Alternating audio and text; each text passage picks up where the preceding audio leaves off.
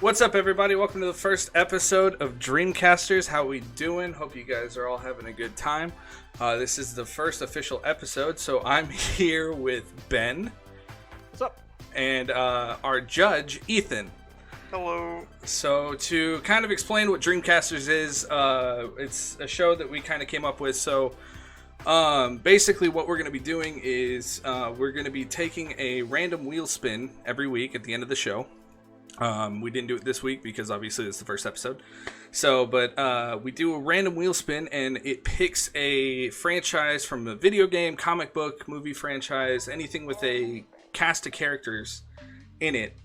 And we are actually going to be casting as if they were making a live action movie of it. And it's our dream roster of who we want to play these roles and all that stuff. So basically, you know, we're just going to do that through the podcast. And we appreciate the support. We appreciate you coming in and watching. We got many of these planned. And we'll see how it goes. So just a little more info about it. So these are the rules right here for what we can and cannot choose and how we pick things. So the rules are that picks must be living. So that means the actors that we choose must actually be alive. We can't pick anyone dead. If I would have cast Marlon Brando. Exactly. Everyone. Exactly. Rule number 2 is if the franchise is already a movie series, you cannot use any of the current actors in that series. So if we were casting a Marvel movie and if we were casting Iron Man, we couldn't pick Robert Downey Jr. Number 3, we are not... He's not in the series anymore, so... No, but he was. Number 3, we are not actually pitching the movie that might come into play, but that's not the main goal. We are pitching the actors to play the characters. So that's the most important part. We can sit here and talk about what kind of movie we want to make, but we really want to focus on which actors are going to get these characters right. So yeah, this week we're actually going to be covering one of the best video games ever made, I would say. Wouldn't you, Ben? Yeah, no, it definitely, I would say it's one of the best video games of at least the last decade. The last console like last generation. gen, yeah. Right. Console generation. Mm-hmm, like, for sure. When it was like a swan song to the PS3 when Yes. the PS3 ended. So yeah, no, I would definitely say it's one of the best. At least from a narrative perspective, I think it pushed a lot of boundaries and did a lot for video game narratives as a whole. So I do think it's one of the more important games that has come out in the past decade. And I think one of the reasons we wanted to do this one is HBO is actually making a Last of Us series. Yes. So I thought it would be just an easy thing to, go into. Right. So we will be doing our live action version of The Last of Us. And to kind of show you what The Last of Us is about, if you haven't played the game, we are going to show you a trailer to kind of give you kind of some context of what the world is like and what the characters are like. And so here we go. We're going to hit that right now. Let me just get that going.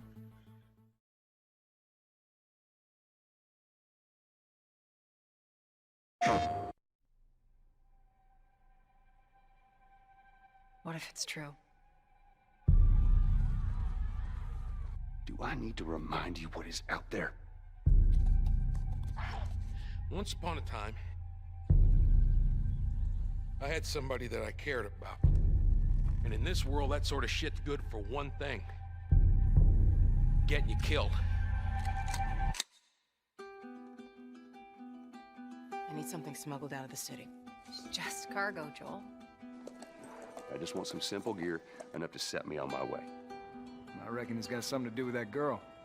It's got everything to do with that little girl. It can't be any worse than in here. Can it? We're shitty people, Joel. It's been that way for a long time. No, we are survivors. This is our chance. It is over, Tess! What are you so afraid of? You're treading on some mighty thin ice here. What do we do? You make every shot count.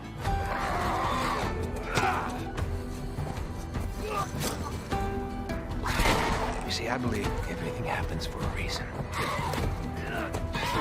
We don't have to do this. You know that, right? After all we've been through. Everything that I've done. It can't be for nothing. Okay, so that is The Last of Us. And as we said, it's one of the best games in the last 10 years, probably. Yeah, I would say last decade. Easily. So, how this works is Ben and I, before the show, what we do is we actually draft and make our cast list individually. We don't know what each other have done for our cast. So we're going to go by character and character and really kind of just have a discussion about which actor that we picked would make a better performance out of that character. So with that being said, let's go ahead and get to the first character. Okay, before we start, real quick, I'm not sure if I was heard, but we're gonna, if you haven't played it, we're gonna try to refrain from spoilers as much as possible. Yes. But there might be some, so because there's some stuff we need to talk about, you know, to get the point across for the actor and the character. So, just also want to shout out the chat right now because we have a couple chat messages. 21 Razor Savage says, my boss talks about this game nonstop, which, I mean, you know, it just kind of circumvents and proves our point that people talk about this game consistently. It always comes up in a discussion for best game of all time. It always comes up in a discussion of best games of that generation. And, I mean, God. Especially recently, since it's like a hot topic. Exactly. The sequel that came out. Right, so. and because the sequel came out, it's really reinvigorated the discussion about The Last of Us. So the point I also want to make sure, since the TV show's coming out, so right, with the TV show as well. So the point I want to make sure we get across is we're casting the first game. We're not casting the second game. That is probably at a later date. So also thank you for the shout out NTX67 for saying the intro was dope. We appreciate that. So with that said, we're going to get started on casting Joel, who is the main character of The Last of Us. So I'll go first. Ben, I picked Jeffrey Dean Morgan to play Joel. Oh yeah, by the way, we didn't really know our picks, each other's picks beforehand. I was the only one that knew both picks. Right. I was the one who put the list together. We wanted to make Ethan the judge because he would keep it fair between us, and he is the one who's helped coordinate us not knowing. So, with that being said, I picked Jeffrey Dean Morgan to play Joel. Jeffrey Dean Morgan played the comedian in Watchmen. He played Negan in The Walking Dead. He actually had a good arc on Grey's Anatomy, believe it or not. Surprisingly, it was a very good arc, and I will be referencing that when I talk about him. So, Ben, who did you pick? I picked pronounce the I'm going to try to pronounce his name correctly, but it's Nicola Coster-Waldau. Yep. And you probably know him if you've seen Game of Thrones, but it's the guy who played Jaime Lannister.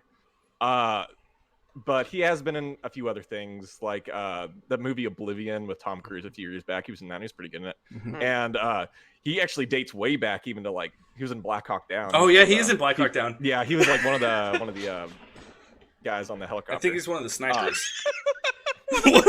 Yeah, I forgot his name. There's a lot of characters. No, dude, there's so many people in that movie. There's a lot of movies, a lot of helicopters. Yeah. But I picked him because I think he looks the part, and I guess we'll get into it. But yeah, okay. So the reason I picked Jeffrey Dean Morgan is originally I was gonna pick Hugh Jackman, and my issue with picking Hugh Jackman was that I was worried I would just see him as Logan. Fair. Because if you haven't seen it, the most recent X-Men, or not the most recent, but the most recent Wolverine movie, Logan, it kind of reminded me, and probably you, Caleb, of The Last of Us in a lot of ways. Yeah, and the thing is, I wanted to avoid that comparison. Also, thanks for the donation. I really appreciate it. That was very nice. Also, we've got some people in the chat. Thank you, Lise J, for the follow and the donation. So Jeffrey Dean Morgan, I went with him because Joel is very complex in the sense that, not to spoil it too much, but he's a very gritty character. He's gritty. I think we have to get past the point of spoiling the beginning, the opening of the game. Yeah. So I mean, so Joel is a broken man. He's brutal. He's a smuggler. He's a murderer. He's kind of the bad guy of the game, but I wanted an actor that could capture all the complexities of that, because Joel's a very complex character. So I look at his roles, like where he played the comedian, where the comedian is a very twisted character, but anti-hero, and he's an anti-hero. But with his performance as the comedian, there's a brokenness to him that I think Jeffrey Dean Morgan can capture. And I also think he can really capture the brutality and the physicality that comes with playing Joel. But I also think, because of his stint on Grey's Anatomy, that you really can get a sensitive side from him that you would not expect, which Joel really needs, because he needs to have that connection with Ellie, who we'll talk about later. But the sensitivity aspect is one of the... He's hardened, but I would say the best way to describe Joel is that he's a broken man who has lost everything. Right. So, and we'll get into Ellie in a sec, but yeah. he meets this girl, Ellie, mm-hmm. and kind of takes on a father figure for her, mm-hmm. and kind of finds purpose in life again through her.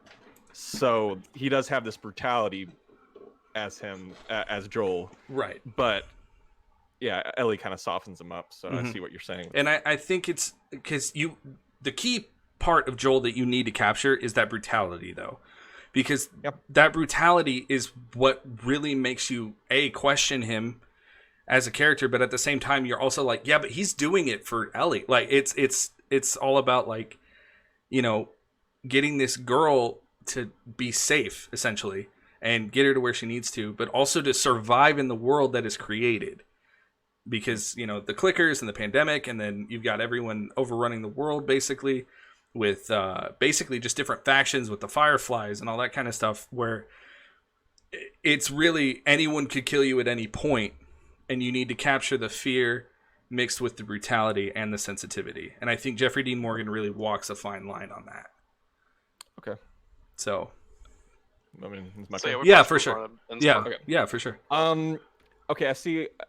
I'm gonna kind of stray from doing a counterpoint and just go. Okay, yeah. I just want to hear mine. Then we can do counterpoints for sure. Mm-hmm. So I picked Nicola Coster-Waldau because I think, for one, he looks the part. Mm-hmm. Like, I've seen a lot of pictures with him with kind of the grizzled beard and everything, kind of like how Jeffrey Dean Morgan is in that picture. Yeah. But like kind of grizzled beard and grayed hair. So off surface level, I think he looks the part and represents the part really well. Okay.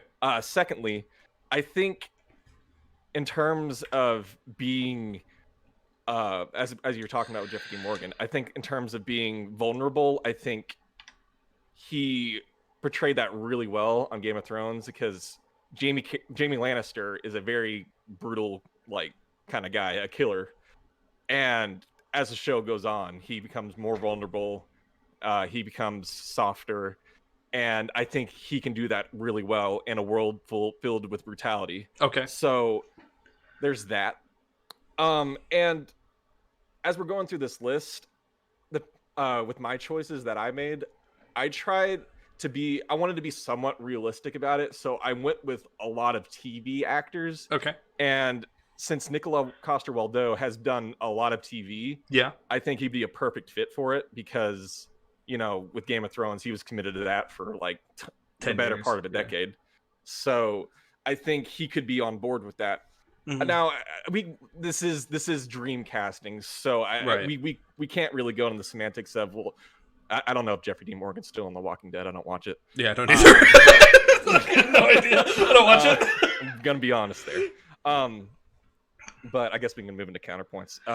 But with Jeffrey Dean Morgan, he might be committed to The Walking Dead. That shouldn't really be a point. Right. So don't take me on that.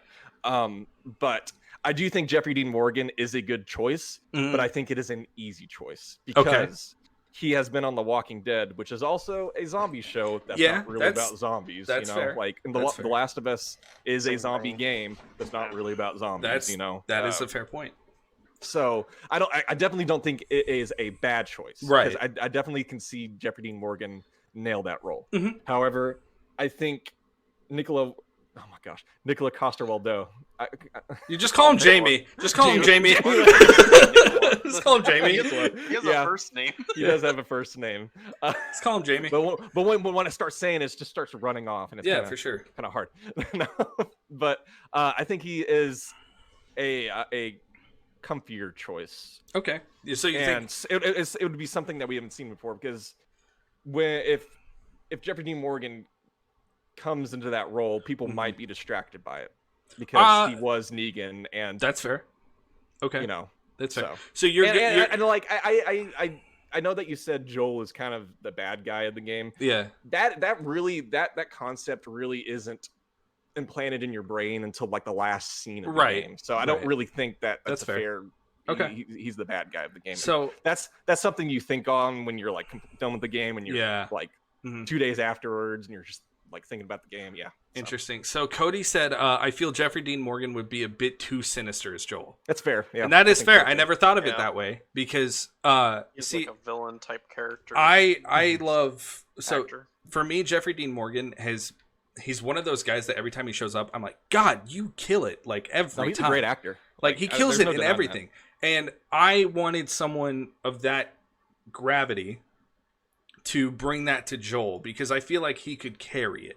And I feel like Jamie Lannister, because I'm not going to say his name, can. I think he could do it, and I think he could carry it, and I think he's a great choice too. Because really, what we're arguing here is like two great choices, and it's like character in the game. So I think I think my thing with Jeffrey Dean is I never thought about the Negan argument where people are used to seeing him as Negan because I'm so removed from that because I don't watch The Walking Dead. I mean, people might be same thing with Jamie Lannister, right, for sure. But it's just I was saying that because they're both zombie properties, right? And in a sense. So what's interesting to me is we both picked actors who they have name recognition, but they haven't had like the cemented, not like AAA list stars. Yeah, it's not like a Robert Downey Jr. or a Hugh Jackman even, because like I feel like the role of Joel is a career maker if you're in the right hands, and I feel like, man, the more I think about it though, I'm like, I do like Nick. I like them both, honestly. So I mean, I like them both too. Yeah, but okay. Well, we got to make a decision. So, actually, we don't. Ethan makes the decision. So, Ethan, what are your thoughts? Is there anything we can say to help you make a decision?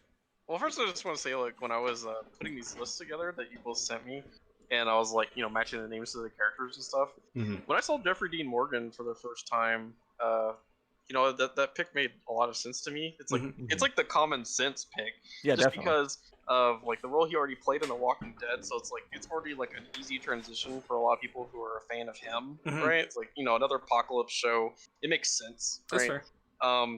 And then Vince Moldo was really good too because I think he does a better job of portraying like emotional depth as a character. Okay. Especially in roles where you don't necessarily have to, I guess, right? Right. Because Jamie Lannister could have easily just been a character that we hated the entire show. We hated or whatever, but instead, you really get like strong empathy for him. That's true. And they make him into more of a protagonist than some of the actual protagonists of the show, right? That is true. So it's like it's really hard toss up. But you have to make it. You have to make the toss up. Of course. But as far as like a dream casting for like what would probably be like the better actor for like this type of show, I feel like Jeffrey Dean Morgan has the better position in it, just because I think it'd be easier one for audiences to accept, and I feel like even he would have an easier time acting in this. Okay. Even if people will have that kind of like stigma about him being like Negan and stuff before. I think you can move on from that. Okay, yeah, for sure. Yeah. Okay, so Jeffrey Dean Morgan for Joel. Yeah, probably so. Awesome.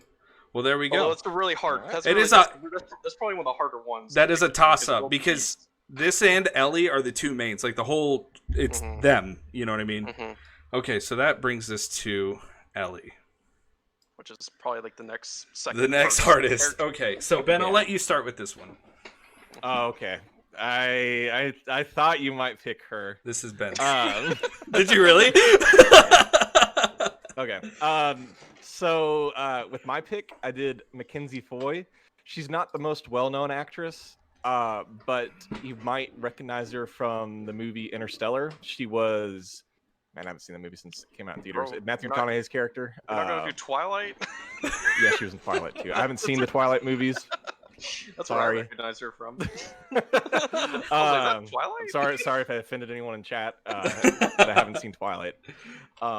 But yeah, I guess she's in the Twilight movies. She was in The Conjuring, and I think, okay, first off, we'll probably say this for everyone, but solid actress. I think she's a solid young actress. So let's just get that out of the way. Second off, I think that one, she definitely looks the part. Yep. She has, she's brunette. There you go. Not there you go, but looks the part, and all. No, that's not it. but also, I think she's young enough to play Ellie. Definitely. Which Ellie in the first Last of Us is like really young. She's 14. Yeah, she's really young. She's supposed to be like 14. Yeah. Yeah. So that is an important detail. Okay. So there's that. But I guess we could go on to character traits, because Ellie is. See, I've just played The Last of Us 2, so I'm trying to not detach my brain from that and go back to the first one. Young Ellie is very different than older Ellie. That's for sure. But young Ellie, kind of like Joel, is broken. She's still a kid. But she's grown up in this extremely brutal world and had to do unimaginable things in this world. So I think Mackenzie Foy can really portray that really well, because with her performance in Interstellar, that's what I really went off of, because that's the most thing I'm recognize her the most in. She has played like these emotions really well. Maybe not, being brutal or anything, but I think that just comes with her branching out in her acting career.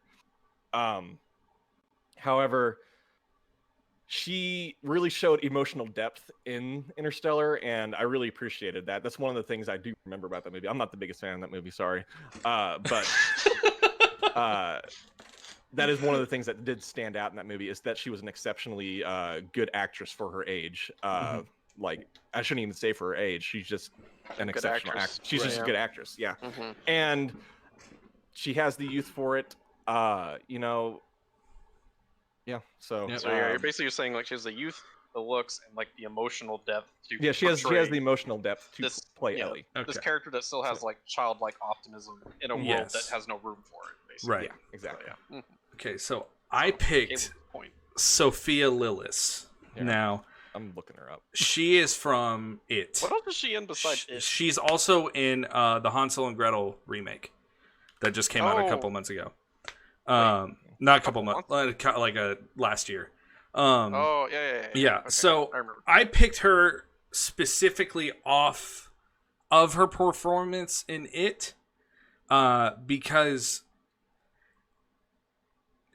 so like Ben was talking about, to play Ellie, you need to have that emotional depth, right? But to also play Ellie, you need to be able to kind of bring a levity and a lightness to it, because Ellie likes to crack jokes, and Ellie like tries to bond with Joel as much as possible, or as much as he'll let her. And for me, you really got to see how Sophia Ellis can really work with a cast in It Chapter 1 specifically.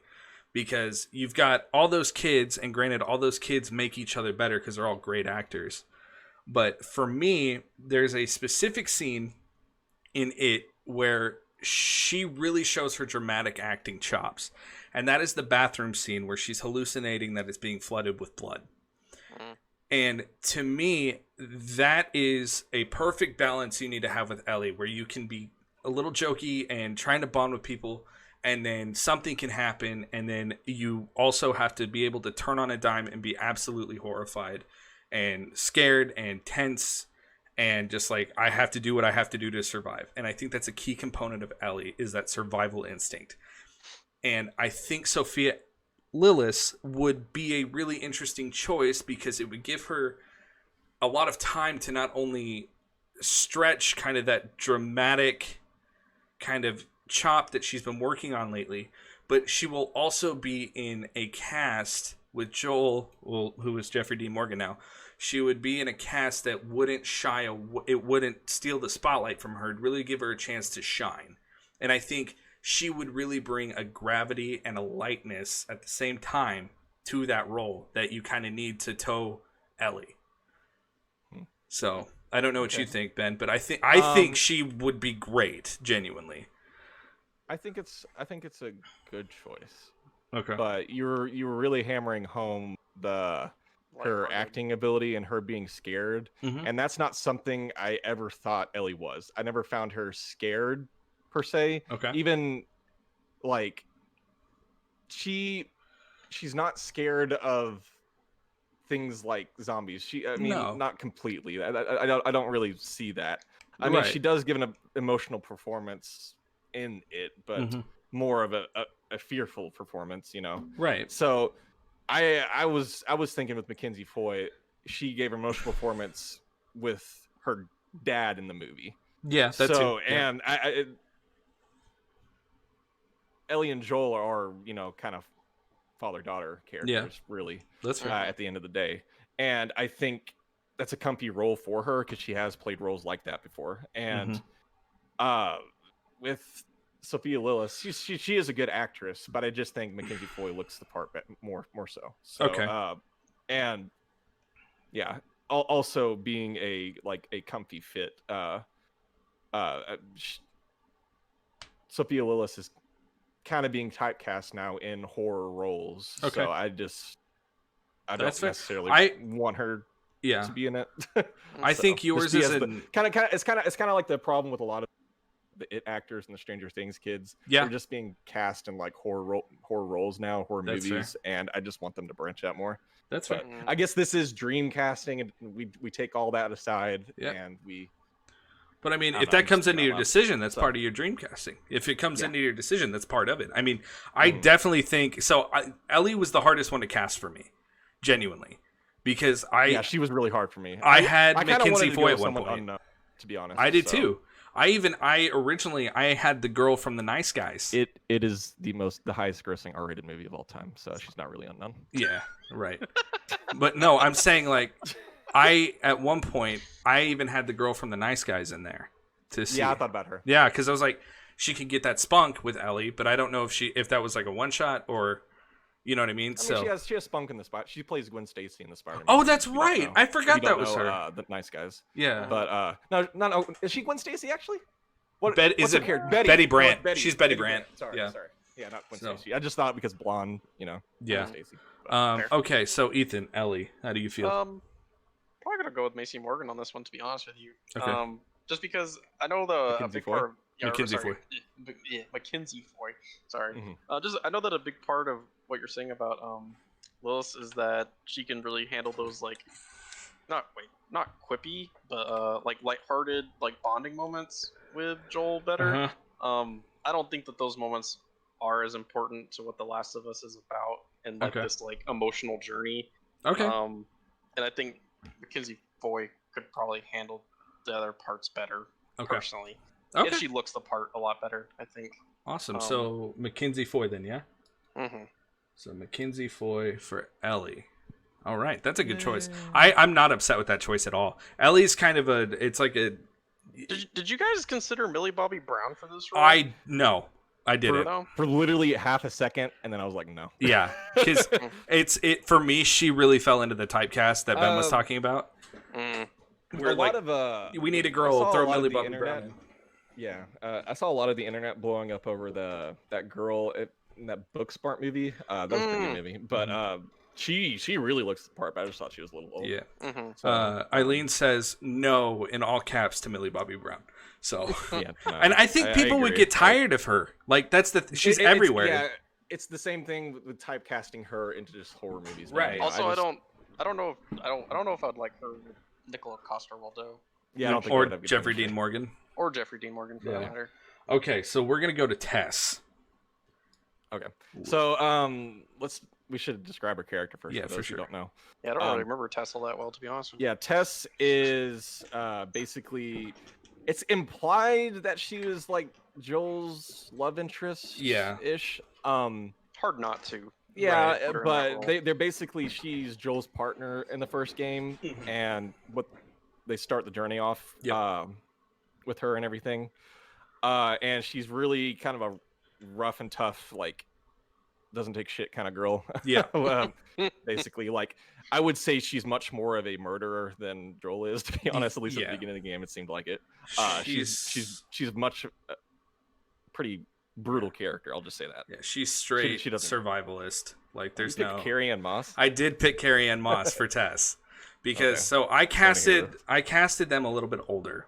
Okay, that's why I went Jeffrey Dean Morgan, because by the time we get to Tess and Joel in the current game world, How old is Carrie-Anne Moss? she's in I'm gonna look her. it up. I think she's like 50, maybe. She was born in '89. Oh, really? She's currently 52. Yeah, 52. So, 67? No. Sorry. 67. Or 60. Yeah, I was Okay. looking at her, I'm like, I was looking at her. Okay. She was active. But she Yeah, looks yeah. young. I Okay. mean, yeah, she looks great. She definitely looks great. Like, So my thing with Carrie-Anne Moss is Tess is a very commanding, very alpha presence, right? Like she goes toe to toe with Joel, and they argue about all kinds of stuff. And I feel I picked Carrie-Anne Moss because I would love to see her with Jeffrey Dean Morgan, because I think they'd be a really interesting like duo, because that's something you don't really see. But my thing with Carrie-Anne Moss is actually I'm not going to reference Trinity. I was gonna say. No, Trinity, like, bro. no, it is Trinity from the Matrix. Trinity, bro. But there's actually a role that she plays in the Marvel Netflix universe that she plays like a head lawyer for all the superheroes, street heroes, or whatever. Where she not only has a commanding presence, she kind of just tells them how shit is. And to me, when I think like badass women, I think Sigourney Weaver, I think Carrie-Anne Moss, I think my brain blanked. All two of them. No, there's more than two. No. Shit.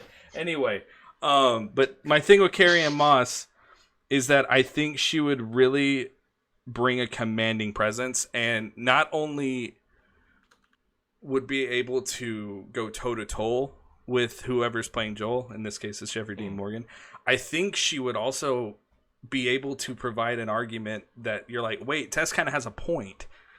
And I think that's kind of an important thing with Carrie-Anne Moss, because at first, Joel wants nothing to do with Ellie. And, Tess is kind of the driving force. Yeah, for Tess Ellie is the driving force for Ellie. And I think you need to have someone that has that commanding presence that really gets Joel to be like, you have to do this. Like, it's selfish for you not to do it. And I think that if you have a strong female lead in Carrie-Anne Moss, she could really bring that. Okay. I definitely see commanding presence with her. She definitely plays that role in a lot of movies. However, I picked Annie Wershing, and you might be asking, who is this chick? What I know her from is from one of my favorite TV shows of all time, and that's 24. You never made it to those later seasons, Caleb, but she basically plays not the foil to Jack Bauer, no, but Jack Bauer's partner. And she is 100% a badass in those shows, and the seasons that she's in. But so I definitely picked someone who could definitely do the physical aspects of shooting it. I think Carrie-Anne Moss too, but she is getting a little older. Yeah. I just looked up her age, and she's the same age pretty much as Jeffrey Dean Morgan, which I should have said. He might be a little older, not be able to do physical things. Hey, CGI, fix it in post. Anyways, but Annie Wershing, one of the main reasons I picked her is she is actually the motion capture and voice of Tess in the game. No shit, really? I didn't know that. Yeah, so not only has she proved herself, and not only 24, she does a lot of TV. Okay. She's a very commanding and strong presence in TV shows. Okay. Not only does she have a history in TV, which Carrie-Anne Moss does not really. Right. Yeah, that's fair. I think Annie Wersching could fit that role like a glove because she has played that character before. She knows that character. Is her, she is that character. Okay, so that is my argument. She is that character. So, she already is Tess.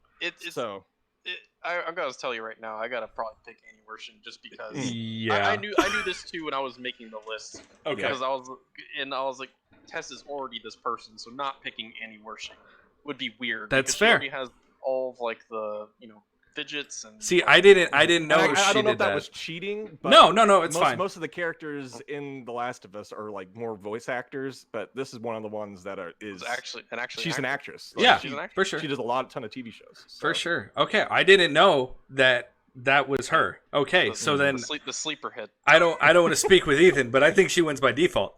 Yeah, I think Carrie-Anne Moss would be, for the record, I think that's a good choice. She'd be interesting as shit. I think that's definitely an interesting choice. Right. If Annie Wersching wasn't already like doing all the stuff that she did with Tess, it would be much closer. Right. Plus, who knows the character better than the person who brought it to life in the game? So okay, so bye Carrie-Anne. It was nice. It was nice. Okay. Better luck next time. So now we are on. Start another Silent Hill movie. Tommy. Oh boy. Okay. Tommy. Okay, I'll go first. I picked okay. Nicola Coster-Waldau. I just saw what you picked. Okay, I picked him because I believe Tommy's Joel's older brother, right? They are brothers. I think Tommy's the older brother. I think that is kind of nil. You can change it, right? Like the reason, and I'm not going to pitch the sequel because that's not what we're here doing. But I really like Jaime Lannister. I'm not against him. I actually really, I had him for Joel in a minute, and then I was like, I don't know.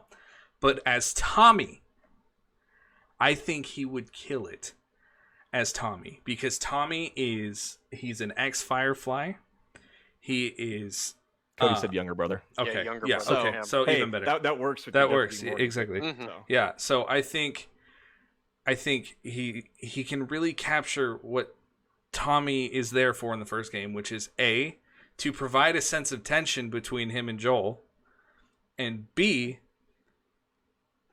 also be the voice of reason for Joel. Because later on in the game, when you get to seeing Tommy again, Tommy really becomes kind of Joel's confidant in a way because Joel has this secret about Ellie, which we can talk about, I guess. It's not really a spoiler. Yeah, okay. That's not really. Yeah. Okay. So basically, the thing with Ellie is that she's immune to the disease going on in the world. Yeah, she's the only immune person. But they can't tell anyone because Joel doesn't want anything to happen to Ellie. Because if they find out that she can cause a cure, like they will be hunted for the rest of however long their short life probably would be. So with Tommy coming in at one point when Joel and Ellie go see Tommy because Joel and Tommy had a falling out. Tommy is Joel's only confidant that he can trust to tell about what's going on with Ellie. And I picture that scene of Jaime Lannister and Jeffrey Dean Morgan sitting there trying to figure out what to do with Ellie, where Joel's so broken, he's like, I don't know what to do. I don't want to lose, like all that stuff. And Tommy having to be the voice of reason, being like, you can't be selfish and like all that stuff. And then you think of the beginning of the game where it's literally Joel and Tommy at the beginning of the pandemic. And I think about, seeing him in that role, and you could even expand it more in the movie if you wanted to, but seeing him and Joel break out of Austin and trying to protect them. Yeah, it was Lake Travis, which is right outside of Austin. Oh, okay. Yeah, but you're right. They're trying to escape, and I just see him more as a Tommy, where it would be a really impactful performance because it's like it would really kind of rein Joel back in, and that's a crucial part of his story where he starts to accept stuff.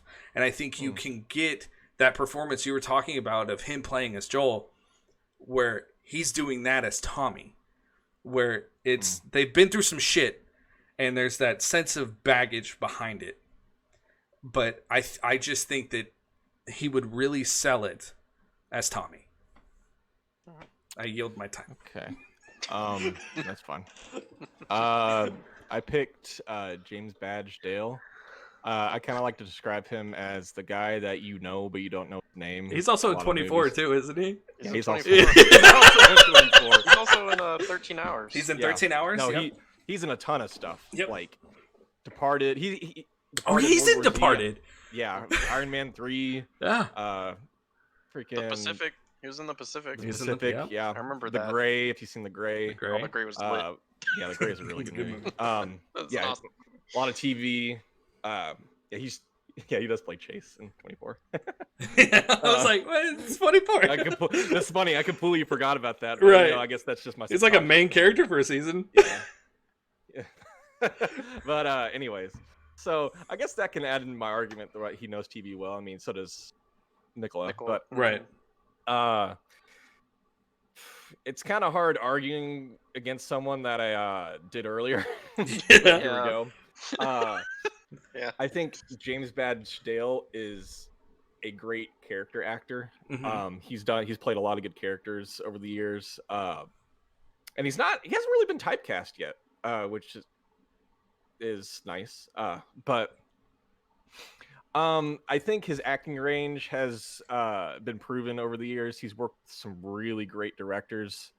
And I don't want to sound like a broken record, but I think he does look the part. I mean, so does Jamie Lannister. I mean, he's Joel's brother, so yeah. But I don't know. I don't know. I do know. I do know. He knows. I know. But James Badge Dale, he's used to playing the supporting character. So there's not a lot of movies where he's like, the main man. He's always like the supporting guy or like the memorable side character, and that's really what Tommy is. He is definitely a side character. Yeah, he's definitely that's a fair. side character. Okay. So is Nicola to an extent. In the beginning, Jamie is a side character.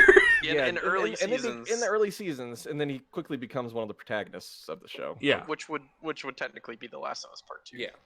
Yeah, really, because Tommy is one of the main protagonists in Last of Us Part 2, which is funny.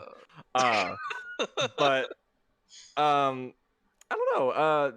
I just think James Badge Dale was a real good fit, and since he is a comfortable, like, secondary character in a lot of things, I think he could just fit the role well.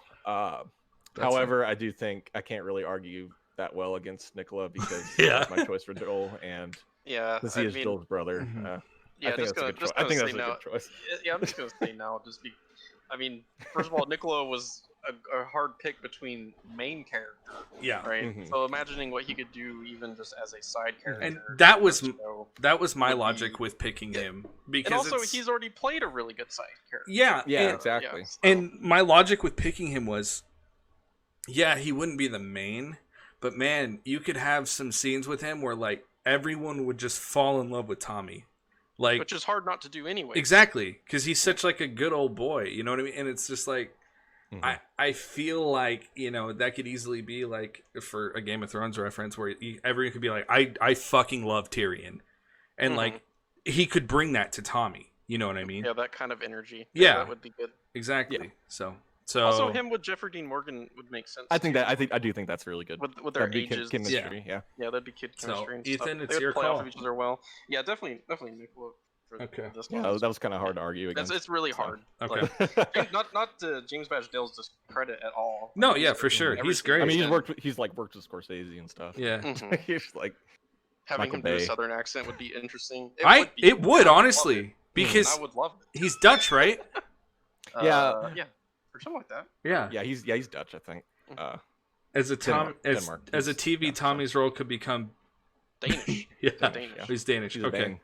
So Eileen said, as a TV, Tommy's role. I think she means as a TV show, Tommy's role could become bigger too. Yeah, definitely. Yeah, I think sure. so, because definitely there's a whole after- subsect with with the Fireflies and the civilization Tommy starts. Like, that's a whole thing, you know what I mean?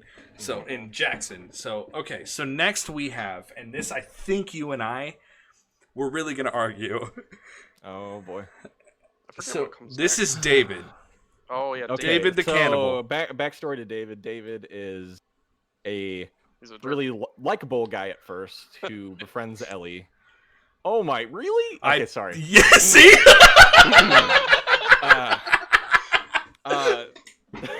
That threw me off. David is a really likable guy at first who befriends Ellie during hard times. I won't get into it.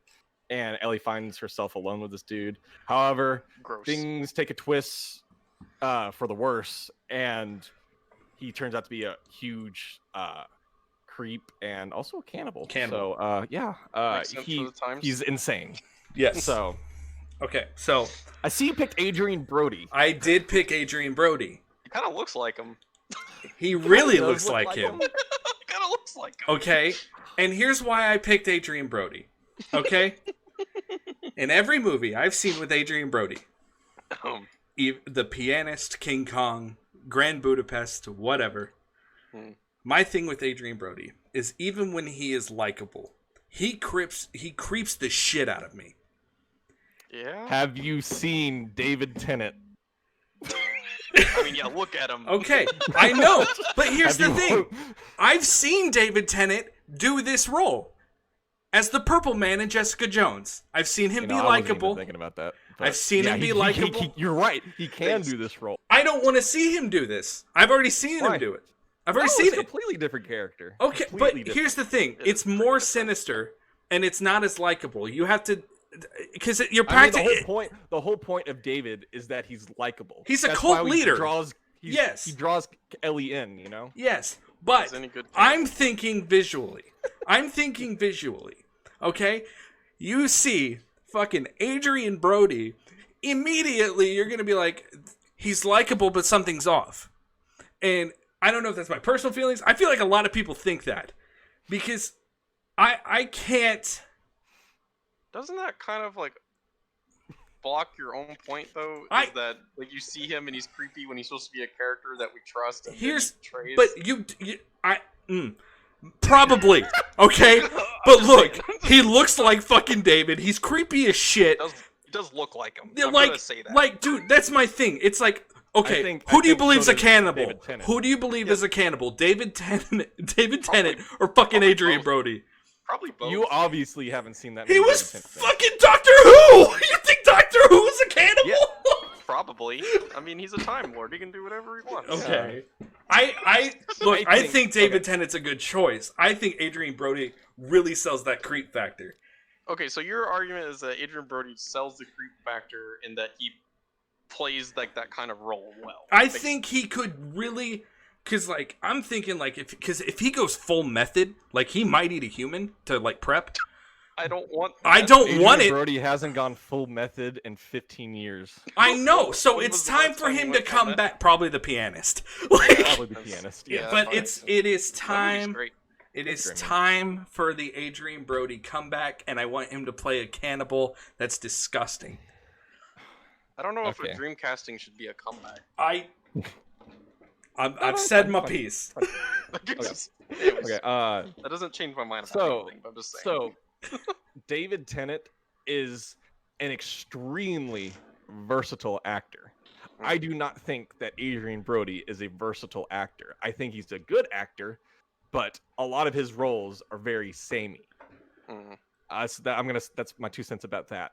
David Tennant, I think he looks the part. He can lose some weight and be a lot more gaunt. And you kind of played into my point earlier. Yes, he has played a role somewhat similar to this. I won't say it's that similar, but a very, creepy dude with the Purple Man and Jessica Jones. But he also plays crazy really well. If you have seen the recent show Good Omens, where he plays... I haven't seen that yet. It's good. I recommend it. It is very good. Where he played a demon, and a very likable demon, but at the end of the day, he's still a demon, you know? Right. So he sells that creep factor extremely well. But also, on the other hand, he sells the likable like guy you might go up to really well too. He played the Doctor for like which seasons? Like he was like of the new show. Like he was. I the don't know. second or There's third Doctor. 50. Yeah, no. Or Well, he's not yeah. the second or third Doctor. He's more like 11. More like the 10th, Yeah. 11th. So, sorry. Which Doctor is David Tennant? I'm gonna Is it Google right now. Whovians? Whovians. Is that? Just lost half the viewership. And there goes the Whovians. viewership. He's the 10th Doctor. 10th Okay. Doctor. So yeah, that was close. I was about to say. Not second. This was like from the 60s, bro. But man, Adrian Brody, he's been in good stuff. He's been a good actor in things. But man, I think the dude is washed. I think the dude is washed up. When- In what way do you think he's washed up? Okay, let me see. I think he was in the I'm just asking because saying that is one thing. But Yeah, but like, what has he what does that recently mean? done? What do you mean? Okay. Yeah. I'm going to pull up an example. Oh, Predators. That movie sucked. Yeah. Okay, Well, Predators. I didn't mean, like it, but... I thought it was okay. It was fun. Wait, but, I'm thinking of the wrong one. Sorry. You're thinking of the new Legion one. I'm thinking of Predator. I'm thinking of the new one. Sorry, I like Predators. Yeah, I didn't like Predators. I didn't like the new one. Bro, he's in Um, Peaky Blinders, right? Like he's in Peaky Blinders. He's in Inappropriate comedy. Yeah. The classic from 2013 where it Yeah. has a 1 on Metacritic. That's okay. Uh, Richard Gere's in movie 43. I can do that too. he was in the classic Dragon Blade. That movie was lit. If Don't you even- ever, Dragon I don't- Blade. I guess is good of mine. It's a Chinese movie. Seems awesome. Probably Did it is. well over there It in probably China? is awesome. But anyways, I think the guy has had his time in the sun. He Well- won his Oscar, and he Ruined it. So I definitely think he has acting chops, but I don't think he'll sell David really well. Right. Well, according to the chat, he's shit in Peaky Blinders. So. Well, there you go. Damn it! There you go. Yeah. But- Also, David Tennant's name is David, so he'll And you- respond. Am I losing because of that? Imagine Adrian Brody with a somewhat southern accent. Mm-mm. I'm fine with it. I don't think so. I don't think so. Okay. David Tennant, I think, is a much more Do you versatile have any? actor. Do you have any counterpoints, Caleb? Here's the thing. Before we Okay. just keep beating up Adrian Brody in front of all these people. Look, this is the most I think publicity Adrian he's Brody's gotten too in much of a 10 pretty years. boy. Like, Really? I think David That's Tennant's a I pretty don't- boy. He doesn't seem like a pretty boy. He seems kind of slimy. Pompous. That's why I like it. I Like, don't know if I would call him that. I agree see, with a I lot said of pretty things. boy because I just looked at his IMDb picture. Oh. oh okay. yeah, Well, no. Look at that's the always picture. good A shot. glamour shot. We show you know, real yeah. pictures on Dreamcasting. Yeah, Yeah. I did the best I could. It's okay. Just No, without- okay. I'm gonna be honest. All right, I hear your points. Okay, Mhm. and I And you honestly, proved my points. He's honestly, played the- I he said he proved your played the points. I hear your points. I don't even fucking disagree with your points. But I just want to see him be like I want to see him in a role that I actually see him as in real life. I don't know if That that's is strongly Dreamcasting. like. I don't Flawed. know if that's the Dreamcasting. Okay, all right. Well, Ethan, judge I- it. I think David Tennant probably is better acted than Okay. Adrian Brody on Okay. on principle. On principle. Okay. Just because of like David Tennant can do stage, he can do TV. He can do All right, movies, he all can do right. it all. I get Like, it. You Yeah. can't His win name them is- all. It's His name is fine. David. Yeah, his name is David. And he Okay. also kind of looks like David. Okay. Like you could really muss up David Tennant. Okay. and make him You look like an can't. You animal. can't win them all. I should have picked Nicolas Cage. I knew I should have picked Nicolas Cage. Nicolas Cage. I would have picked Nicolas Cage for David in a heartbeat. Yeah, I would have picked Nicolas Cage. That's a good one. Okay. So Hey, next we have. What a missed opportunity. Next we have Marlene. Oh, Marlene. Nice. Okay. Okay, so Marlene is one of the leaders of. Okay, yeah. Like a resistance sorry. group, right? Yeah, resistance group called the The Fireflies. Fireflies, yeah. They aren't the best people. They're questionable. They It's like kind of perform some terroristic things. it's like sacrifices for the greater good. Yeah. Yeah. They're yeah. So I picked Tessa Thompson. Mm. And I picked Lit. Tessa Thompson Okay. because and it's not because of anything that she's done, like big movie wise, like MCU or anything like that. It's specifically because of her role in Creed, where she's very good in that. She's very good dramatically. And I think with Marlene, you need someone who's tough, which we've seen her do in action movies, besides the Men in Black movie. And I think she would bring a really good dramatic vibe to Marlene, because Marlene, she's not in it a lot. Like, she's the definition of, like, support. Like, she's in the beginning of the game and she's at the end of the game.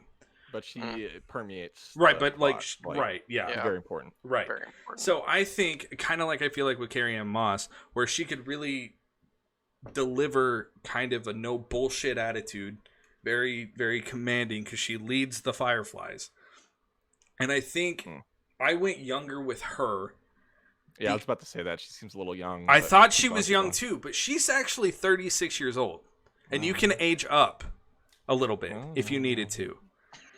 So you can age her up a bit, but I still think she will. I think she's young enough in the sense in her career that she's done a lot of big movies, but she hasn't really had the chance to stretch a lot of the dramatic chops. And I'd be really interested to see what she does as Marlene in this, just to kind of see what she could do with it, because I think it would be. I think it has the potential to solidify her as a dramatic powerhouse as well. Okay. So, but then you picked Naomi Harris. Naomi Harris. Okay. So, you say you want her to do these roles. Naomi Harris has proved herself. Oh boy. As this actor. I'm not disagreeing. Okay, so, it's true. For instance, she has the action chops because she played Moneypenny in the most recent Bond movies. Okay, so she has that. She was also in 28 Days Later. She was also in 28 Days Later. Yes. So I'll say that, which kind of reinvigorated the zombie genre. But she isn't really, unlike, I don't want my previous comments to come back and hit me, but like unlike Jeffrey Dean Morgan, she's not really like known for 28 Days Later. Yeah, that's true. That's true. So, but she has done one of the best zombie movies ever made. So she has been in that. And she also did a very emotional and broken performance in, when did that come out? 2016? Yeah, in Moonlight. Yes. Oh, yeah. Which was nominated. Didn't she win for that? I think she did. I think she won for that. If she didn't, she was close. Yeah, if she didn't, she should have won for that if she didn't. But, I'll find it in a little bit. But, so she has the emotional acting range. She has also a comfortable fit as the role, and she has the age for it. I still think Tessa Thompson looks a little young, even though she's not, so you can always age up. Yeah. But I do think Naomi Harris has the age for it, because Marlene is kind of a somewhat older character. She's not as old as Joel, I don't think. But no, she is a somewhat older character. She's like late 30s, early 40s. And even if she isn't, she has a sense, like a kind of gravitas that gives her age. Yeah, she's exactly. wiser than exactly her age. So, right? yeah, 100%. So I think with Naomi Harris, she is a phenomenal actress, like phenomenal. Like, and with Tessa Thompson, I get what you're saying. I would like to see her in this role. I want to see her get better roles and expand more, because I think Tessa Thompson's a really great actress. But if we're going with Dreamcasting here and now, I would say Naomi Harris, because I think she fits the role perfectly.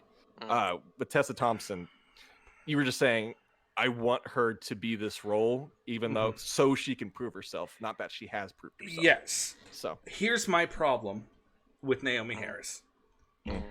Marlene to me never seemed broken. Marlene to me seemed hopeful. She seemed hopeful. She's hopeful about Ellie being the cure. I think maybe cautiously optimistic. Yeah, have you seen 28 Days Later? She's cautiously optimistic. I'm not saying she can't do it. It sounded like that. I'm not saying Naomi Harris can't fucking act. I'm not saying that. No, I'm saying your specific reasons for what you said with Naomi Harris is like, she's played this role, she's done this, and I'm like, I don't necessarily think she has, because I view Marlene as she's hopeful, she's trying to better the future. Yeah, she's commanding, and she's technically leading a terrorist organization. Trying to better the future, though? She's trying to find a And cure. from her view. From Yeah. her viewpoint. Right, from her viewpoint, she's trying to find a cure, so that would make you hopeful, right? Yeah. And I think with Tessa Thompson, she could really nail into that hopeful side of it, like she did in Creed, with trying to encourage Apollo Creed's son. Like, Well, I mean, if you're gonna nail me on that, I'm not nailing. I'm just bringing up a point. She's definitely played hopeful characters before, so I'm not. Faux show. I'm not saying she can't do it. Let's get that off the record. Ninja Assassin. Oh my god! I own it on Blu-ray. Man, that is a No, movie, here's the thing. I think both of these are great choices, and like you cannot go wrong with Naomi Harris. Like you can't. She's great. Like there you go. You can go wrong with Tessa Thompson. I don't think you can, though. I think it's the same kind of thing. Where the difference is she's like a younger Naomi Harris. That she needs a better agent. I mean, I don't know. I'm not deciding these. This is all Ethan. But I think Tessa Thompson could really tune into that hopeful thing that I was talking about. And also, how old is Naomi Harris? Because Marlene's very active. I mean, let's see. How old is Naomi? She was 43. Oh, fuck. Look. God, really? 43? Yeah, that's it. She's been acting since she was 18? Like, yeah. Holy shit. All right. Began in 87. Okay, well, here's the thing. Same year as fucking... Here's the thing. Yeah, I will let Ethan start his judgments. Okay, break down why the person won. Yeah, I think both of these are great choices. Tessa Thompson plays a really strong, bitey type character well, which lends to the pseudo terrorist freedom fighter that the Fireflies are. Because I mean, she was really good as Valkyrie and Thor, and she was good as I mean, like you were talking about with Creed. There was one more thing I was thinking of that I knew she was in. What was it? Oh, Annihilation. Yeah, Annihilation. Yeah. Annihilation, also a great one. And even though Annihilation isn't necessarily the same kind of setting, it's like that pseudo-apocalyptic type, almost more dystopian. Yeah. The world's still put together. So she's got some experience with this kind of stuff, I guess, right? Genre film, right? Naomi Harris does as well, though, with, like I mentioned earlier, 28 Days Later. James Bond, right? She was also in Southpaw. Southpaw. That was good. Yeah, that was really good. And clearly, Moonlight. She's a fantastic actor with, her performance in Moonlight. Yeah. Right? It's really hard to pick between the two of them. The whole age thing, though, I'm not really... That really doesn't bother me as much. Because it's more about, the ability of the actor than, actually how old they are. Plus, I mean, just CGI their face. It doesn't... just fucking CGI it! Really look old or young. It doesn't matter. Makeup can do wonders for a person. But I think Naomi Harris is probably the stronger pick for this one. Even though Tessa Thompson would fit the role. Okay. I don't think she's the dream casting for the role. Gotcha. Okay, so Naomi Harris it is. Nice. Okay. Once again, though, what we were talking about before is that it would be awesome for her to get casted for this. The problem is we're hitting great actors. No, all these are great. With the exception to Adrian Brody, every person on this list is fucking amazing. Adrian Brody's a good actor. Look, he won, didn't he? He won the Oscar. Yeah, he's the youngest male Oscar winner. So. Well, that's good for him. Acting. Eminem has an Oscar, so it's true. He does. Okay. Congratulations. So Eminem. next we have Henry. Henry. And I was really intrigued by your pick. Oh, yes. See, I was going to do Lakeith Stanfield.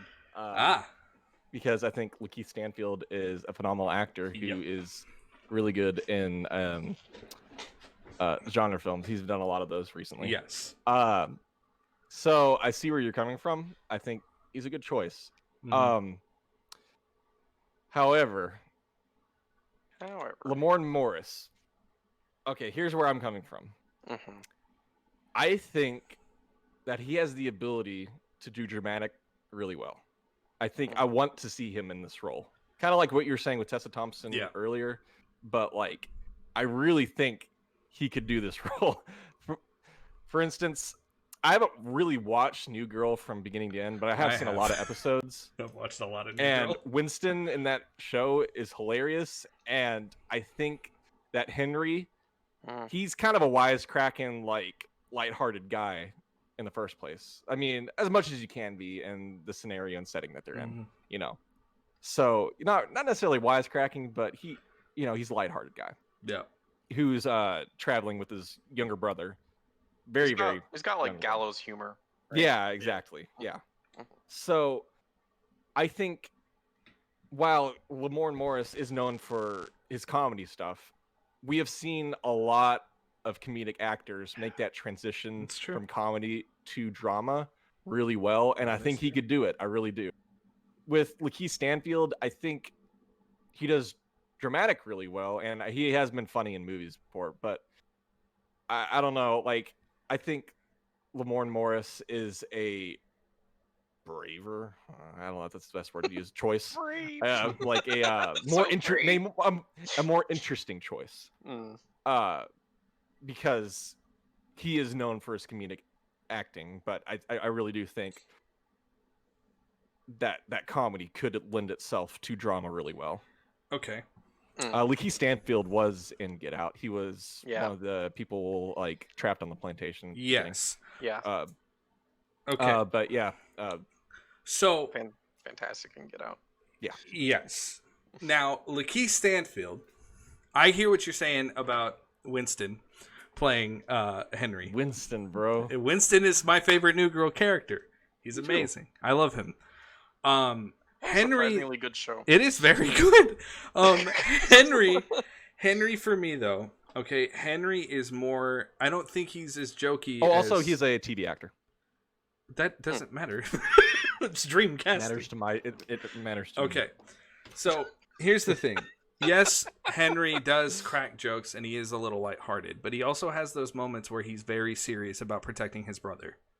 Okay, and yeah, Winston could probably do that. However, I know for a fact Lakeith Stanfield can do that.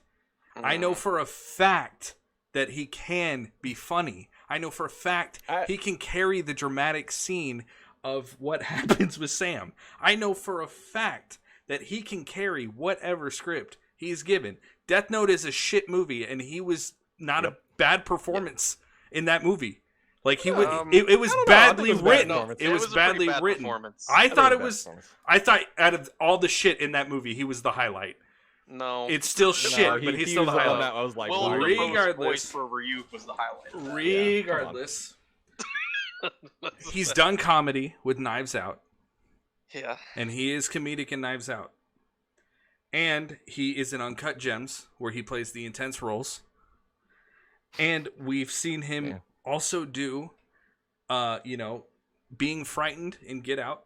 We've seen him do a lot of stuff. And for a guy who's big on the indie scene, the only big name movie he's really done is Get Out. Or not Get Out. It's Get Out and Knives Out. And even Knives Out was kind of a cult sleeper hit. Get Out was a huge success, but he's not the main character. He's a secondary character that's used as a tactic. And everyone remembers him because of how creepy he was and terrified. In Uncut Gems, he plays a very intense commanding role and kind of owns the screen every time he's on it. In Knives Out, he cracks the jokes. I think Lakeith Stanfield is the perfect blend of all the things that you just talked about, and I've seen him do it. And it's not, to me, I see Henry, I'm like, man, Lakeith Stanfield will kill that. I'm like, Winston, yeah, man, he'd get the comedy part of it. I don't know if he'd get the drama part. And I'm all for giving people choices, because that's what I said about, Tessa Thompson and giving them chances. But I think, just like you said with Naomi Harris, I think Lakeith Stanfield's already proven that he can do it in the indie scene. And I want to see him do it on the big screen. I want to see him do it on HBO. I want to see him everywhere because he commands the screen when he's on it. And I don't think Winston has done that yet. And I think that's fair. I think Lakeith Stanfield is a very commanding presence when he's on screen. I always remember what movies he's in, when I see him. But I think a lot of it has to do with his acting. I think he's a great actor. I just don't see him filling that role very well because just how Lakeith Stanfield's voice is and how he talks and his like mannerisms and stuff, talks like this and like his doesn't have a very commanding voice in my opinion. Do you remember him in Uncut I think Gems? Henry. He was the gangster screaming at Adam Sandler the entire movie. But he still has that kind of like. I was terrified of him in that movie. I was like, is he gonna kill Adam Sandler? Like, I don't think. I never thought that. But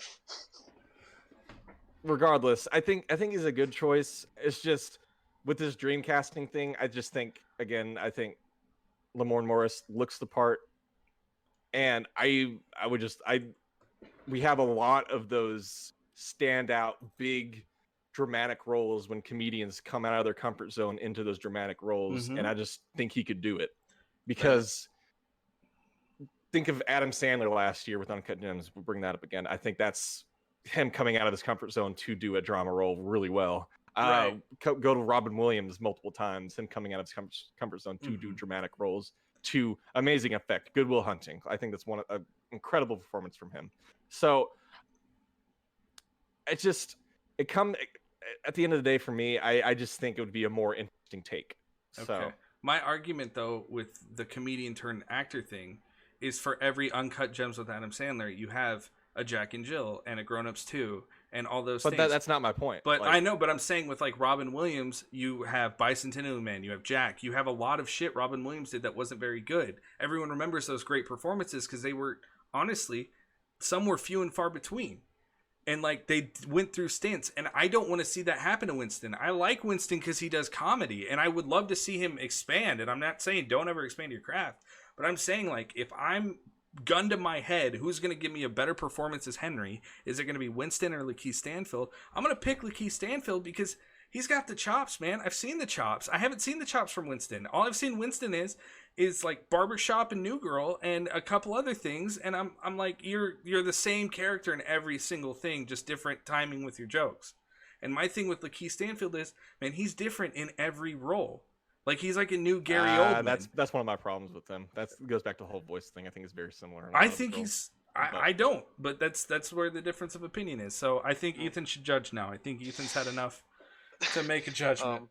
Both of you have made fantastic points for both of the actors you picked. Lamorne Morris is really funny in New Girl, and Henry is a character that has a great sense of gallows humor. And that is an important part of it, especially if we're making this. If this was to be made into a movie, right, or a show, you need those lighthearted moments that people can enjoy, or like take a breath from. Yeah, take right? a breath. That's fair. Yeah. And I honestly, in a way, Lamorne Morris and Lakeith Stanfield can both provide those, right? But we also do have like the dramatic moments with this character as well, like with his protectiveness of his brother and stuff like that, right? And what it comes down to is like which of these two characters can portray that part of it better, right? Because they have to do both, and at the end of the day, like Caleb has been saying, Lakeith Stanfield has proven that he can do that, right? And Lamorne Morris is someone who potentially could, right? This is not supposed to be about who could do it. It's like who will, right? And who will provide the best performance possible, right?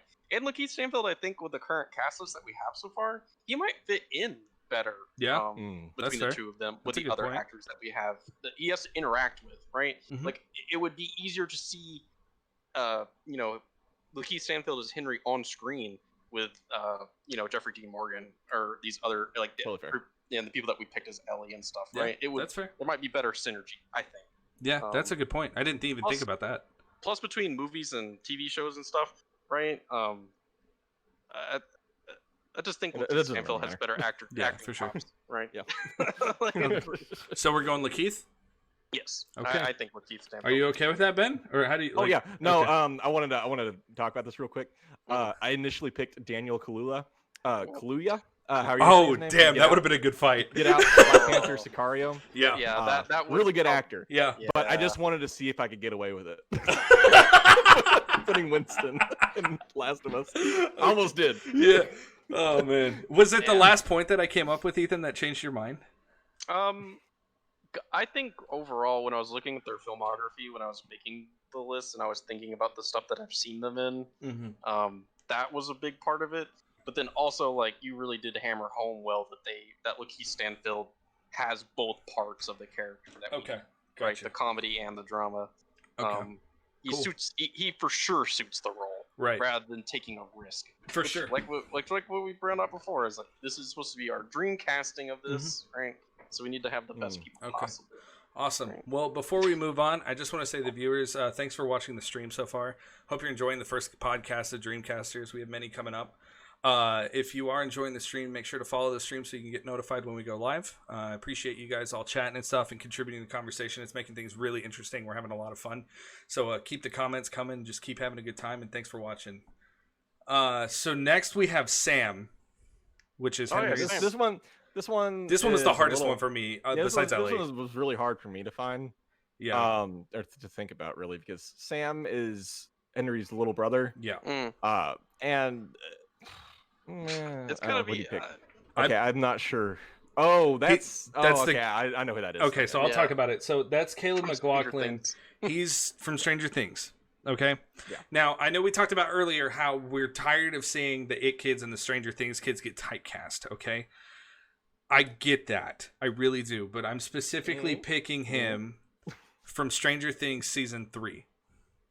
Okay. I haven't seen Stranger Things. Okay, so season 3. He really owns up to it. He really gets to shine. Like I would argue, like the season is mostly about him, and like it's. I wouldn't say that, but he does own up to it. He has a very big arc, is what I'm trying to say. He does. And like it is the way he kind of just owns and chews the scenery with every single scene he's in.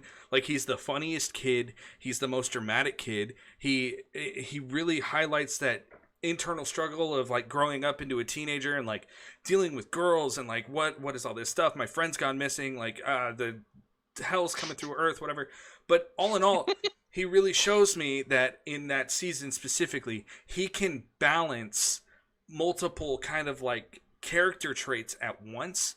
And for a kid, A, that's impressive, and B, he does it better than anyone in the Stranger Things cast. Because, like, Finn Wolfhard, he's the same character in everything he is. The kid that plays Will, all he does is scream.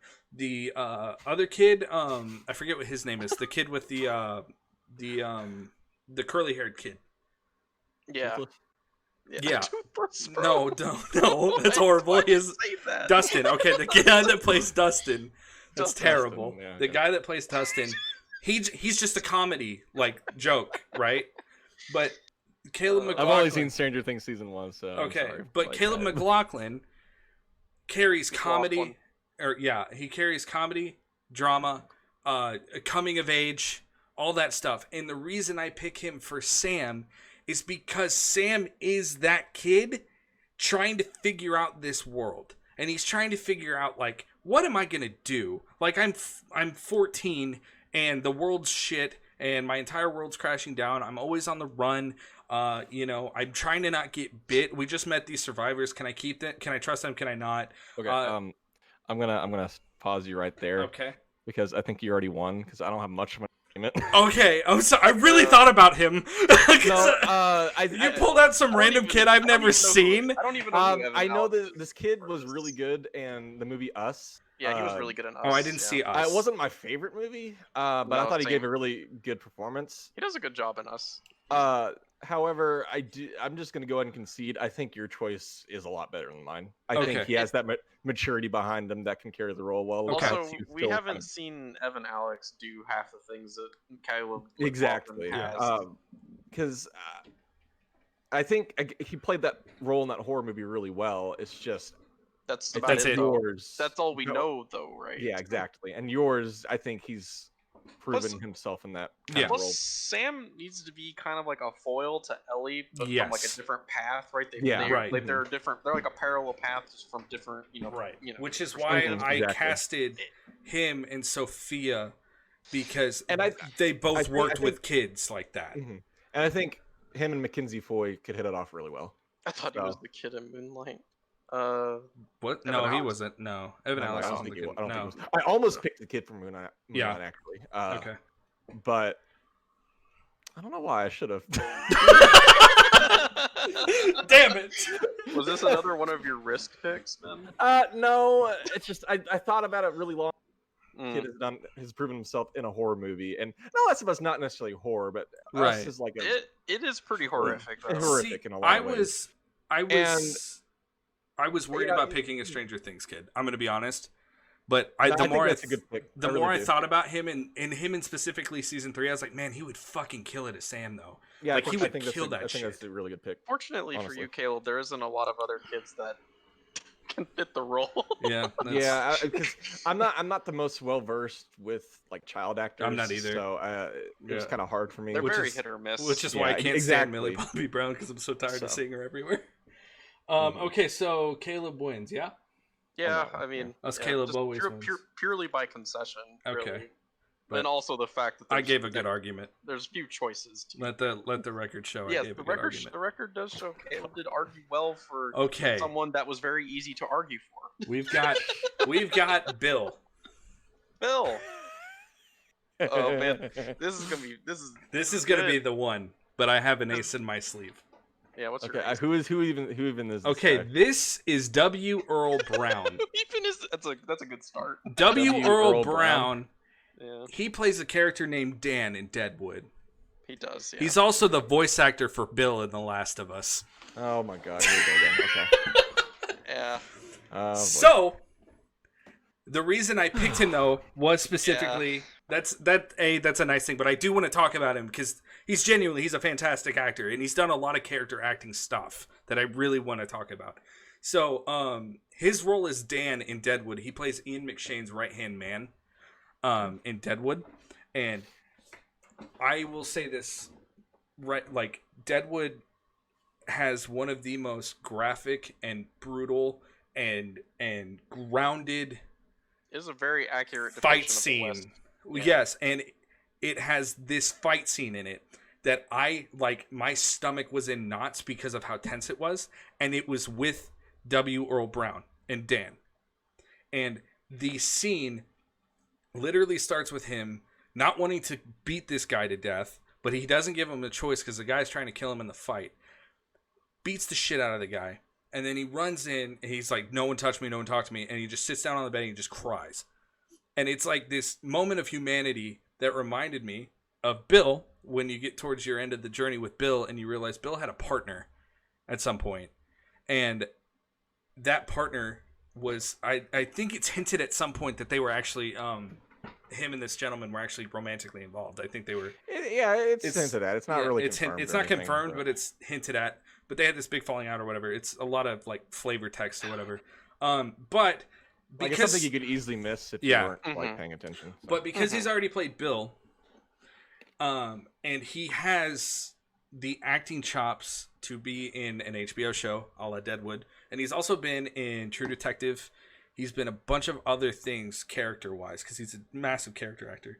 I think he's perfect for Bill. That being said, I'm very interested to hear John C. Reilly. Okay. Man, I Because love John C. when I Reilly. saw John C. Okay. Reilly, I was like, holy fuck, that's a good pick. Okay. So with John C. Reilly, let's take a step back from this guy played Bill. Yeah. Okay, that's fine. Because with John C. Reilly, I think what he would do with the character Bill might make him more interesting. It's fair. So I think Bill is an interesting character, but a lot of his interests come from that flavor text. You have Yeah. to really look into it. Or else he's So- just a crazy post-apocalyptic guy. So Yeah. I don't really remember Bill for his or what's his name again? W. Earl Brown. Yeah. Is that his name? I don't really necessarily remember him for his performance in the Yeah, game. that's Unlike Tess, I kind of remember her for her Yep. performance in the game. Bill's more about the environment that he creates. Right? Exactly. Bill is like more about like the trap, The like traps almost and- Home Alone Yeah. style. Like what survivalist. Joel could have been if he didn't That is meet fair. Ellie one day. You know, Yeah. I think the sum of his character is more interesting than the character itself. Yes. Sure. So, that being said, I think John C. Reilly could really bring something interesting to Bill's character Okay. because John C. Reilly has proven himself a very interesting dramatic actor more times than once, That is true. while also being one of the better comedic actors It's also of true. his generation. That is you also know, true. Ricky Bobby, Walk Hard. I mean, the dude's in fucking Step Boogie Brothers. Nights, Mhm. and he's in Boogie Nights. And while it was a somewhat sillier performance, him in Kong Skull Island could be a stepping stone for this, as a guy being that's a good point. I didn't even think stranded about by that. himself and kind of insane. You know, yeah. Again, it's a sillier Also- performance, but he has the tools needed to play Bill. Mm-hmm. Also, So- his appearance in Kong Skull Island was such an unexpected thing, but Mhm. very, very like well received. I think it and was the best part about that movie, And it- in it terms of the felt- acting. You know, and it felt actors good. in it. It yeah. felt really good. That's true. and No, he I didn't suited even. the role well. To be honest, I didn't even think about that. And Mhm. my thing with W. Earl Brown, he is a little old. And Yeah, so is John C. Reilly. He's 2 years. He's 2 years younger than Earl. Mhm. oh, okay. So then that's I not don't even think a that's- factor. That's But not Bill- really a but- factor. Yeah, that's not really a factor. And plus, Bill is. I think he Older is He's a old, pretty he's old, dude. yeah. So I think I he mean- is around at least Joel's age. You know. Okay. Yeah. So, but again, I think not only has John C. Reilly proven himself able to do a role like this, Mhm. I think it would be an extremely interesting role. Also, I think he would elevate the character. He could stretch it. It's- He could Mhm. stretch it. I think Yeah. he could really stretch it. While also, since at the time in the game you haven't met Henry and Sam, so you don't have too much Mm-hmm. like comedic stuff. I mean, Ellie has Or comedic clips moments, here and but- there. Yeah, Gangs of New York. Yeah, he's also on Gigs in New York. That's true. I Mhm. forgot. exactly. Like it's kind of hard. Like he's in Boogie Nights. Like he's in so many like He's good in dramatic. fucking roles, Magnolia like, too, isn't he? Magnolia, yeah, Yeah. like I think John C. Reilly just definitely has the acting chops. I'm sure I haven't seen Westwood, Deadwood. Deadwood. Westworld. Westwood. I haven't seen Deadwood. I really want to watch it. Yeah. Definitely now. If you haven't seen Deadwood, it's one of the best written shows ever made. Like And it's I- incredible. I'm not And even kidding. I don't want it to stray from the argument that yes, I think he would Mhm. fit the role like a For glove, sure. kind of like Andy Wershing earlier. Mhm. But again, I do think Bill is the sum of his character Mhm. is better than the character rather itself. than his Yeah. performance. Mhm. My- So I think John C. Reilly could bring something to that role that was. Mhm. I'm not saying Bill isn't necessarily a lacking character. He did his Right. job as a character, but I think he could elevate. My it, concern, with John C. Reilly, and this is If the people would see it's John C. Reilly. yes. Well, that's Yeah. part of That's it. Yeah. no, but that's my own. That's one of the reasons I didn't go outside of W. Earl Brown, because I was like, he was my first pick. I was like, man, the guy that played Dan would be perfect. And then I was like, oh shit, he played Bill. That's perfect. But then John C. Reilly, because I did think of him at one point, and I didn't pick him because I'm afraid people would see him as the guy from Talladega Nights, the guy from that shitty Sherlock Holmes movie, And the that's guy what from fair. Step Brothers. Because And that's totally fair, but he can disappear in a role too. Go back and watch Magnolia, and He you can. won't see the guy It's from true. Talladega Nights. it's true, Mhm. but he hasn't done. He's done a lot of dramatic work, but the majority in recent memory has been a lot of Will Ferrell comedies. And for me, like every time I see Will Ferrell, I'm like, that's Will Ferrell. You know what I mean? Like that's Will Ferrell doing Ricky Bobby. That's Will Ferrell doing Ron Burgundy. And I'm not saying John C. Reilly has necessarily that notoriety with Will Ferrell, but I'm saying it does play a factor, because sometimes when you see John C. Reilly, because like how many times have you and I gone back and seen John C. Reilly in a movie and we're like, wow, it's kind of weird seeing him in this like dramatic, giving this good of a performance. Like it's great and he's great. Yeah, we thought that initially, but then Yeah, exactly, and that's what I'm we- saying. Yeah, We're well versed in movies and TV and shit like that. The person watching this, if this is going to be on HBO, they'll be like, "What the fuck? Why is John C. Reilly in here? Like, is this a comedy now?" Like he brings in that like that. Oh, I'm And- out. Like and I get what you're saying. Potentially. Yeah. Potentially, but this would be a much more of a point if Bill was like the main character. That's fair. Yeah. Bill would probably be in like one, maybe two. That's Yeah. fair. No, that's a If fair anything, point. it would be like draw people in for guest cast. Like, oh, this, like, so Kind of I like don't Bill think it's Burr in The make or break on Mandalorian, like how they did Yeah, that. exactly. Okay. Like that's 'cause, fair. like, I just wanted to raise that point at least because like that is a factor with John C. Reilly because when you're in that Will Ferrell group, it's kind of like with Adam Sandler's group where you're like, man, I just see Kevin James, like I just see David Spade, I just see Chris Rock, I just see Adam Sandler. Like, and I get that. But That's I think where it that falls really for me a little bit, but it depends on the viewer. Like, yeah, it thing depends is, really yeah. viewer I'm to not, viewer. I'm not even sure if John C. Reilly's at that point, right? Like, I don't think he's at the level of Will Ferrell. no, Will Ferrell, but I can't. think he has enough notoriety to be because Yeah. like Ethan, when Yeah. you see John C. Reilly, what do you think of? I know what you think of. Don't you fucking lie to me. I think of Ricky Bobby. Exactly. That's my point. It's like you Yeah. think of Shake and Bake. You think of Cal Notting Yeah. Jr.